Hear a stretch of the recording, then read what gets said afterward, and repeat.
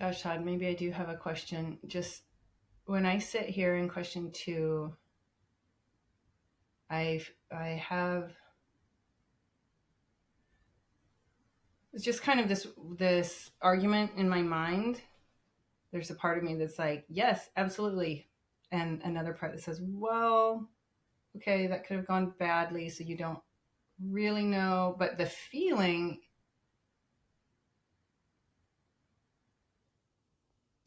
is still with the yes, and when this happens, there's a part of me that thinks like, well, I know you can never actually know anything. I already know that. So sometimes I'll just, with question two, I can sometimes just brush past it because I'll kind of feel this argument in my mind and I don't always know how to really settle in it. Sometimes I can, and sometimes I just kind of move past and figure out what, well, I'll just sort it out in questions three and four. Hmm.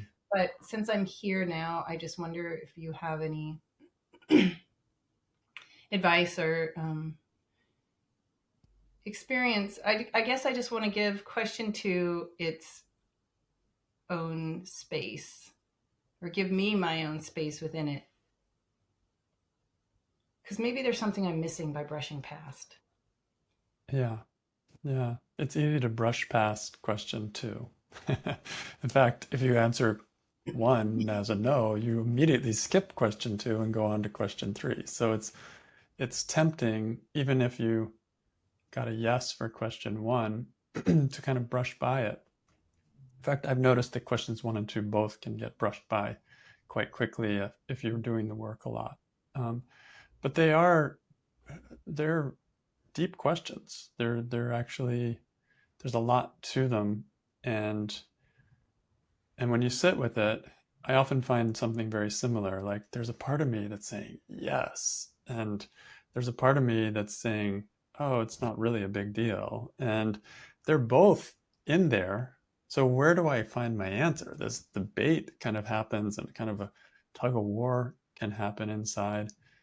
And that kind of is, I don't know, the purpose in a way of question one and two is to put us in that uncomfortable place of where we have to really think, what is our truth? If we had to land on one thing, what would it be? And it sort of forces the issue.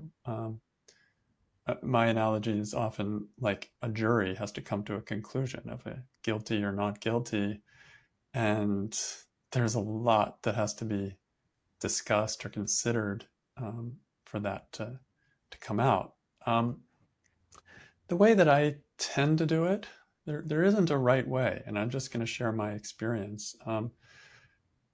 But the way I tend to do it is I tend to think of the part of me that is reactive, stressed, confused, kind of the one that came to the work saying, he should have convened a meeting with us. That one, there's a part in me that's really into that.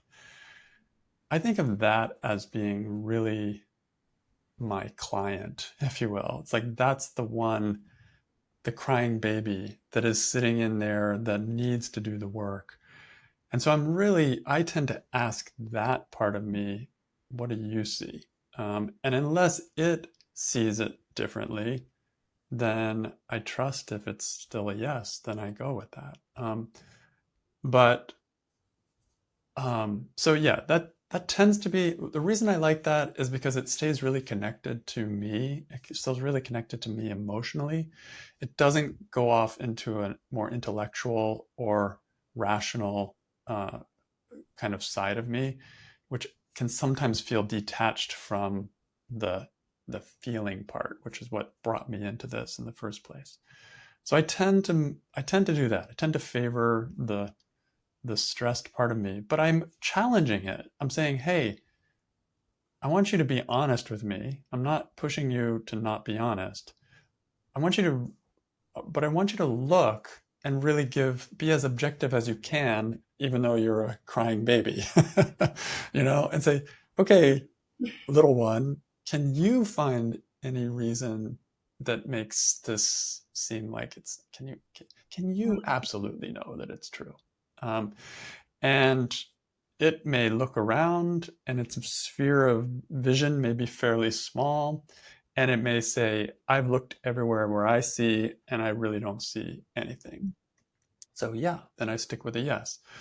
But it may look around and in its sphere, however big or small it may kind of say, oh, well, I hate to say it, but actually that's not absolute. I really don't absolutely know that's true. And you can feel it. And so that feels like it's connected to it's the real work being done, not just a shortcut to, oh, you can't know anything's true, which is an intellectual Mhm. concept that this little one that's feeling stress at the moment is not really in intimate connection with. So for me, the importance of the work, if we think of it as a meditation, which is the way I think of it, is that it's connected to my experience at every point of that meditation. So when I'm in question one or question two, I want to stay as connected to my experience on an emotional level as I can, but I want to stretch and see if there's something I was missing. And if I see something, great. I that's powerful actually. But if I don't see something, I'm not gonna try to force it into or skip over um, my experience in favor of a concept or something that I know kind of intellectually. Yeah, So that's perfect. That's perfect. That's exactly what I'm feeling is this the stressed part of me is so insistent and like hates being brushed over. yeah, that is what the work is for me, is to finally give the stressed part of me an opportunity to not be brushed over. It's like finally it's allowed to write a judge your neighbor worksheet. It's allowed to come up with stressful thoughts. It's allowed to be heard. It's allowed to be petty. It's allowed to be angry. It's just allowed to be completely stressed, if that's where it's at, human. And so I want to honor that at every step of the work process, even though now I'm challenging it with the questions 1 through 4 and the turnarounds. That's a challenge to that stuck idea. But I want to make sure that it keeps its feet on the ground the whole time. Otherwise, uh, it will stop trusting the process. It will say, oh, you gave me free carte blanche to to say what my stressful thoughts are and to write uncensored what my stress was.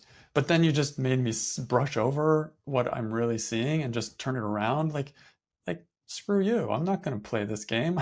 I'll just stop coming to this kind of setup because it doesn't feel like I'm really being invited and heard and held and listened to.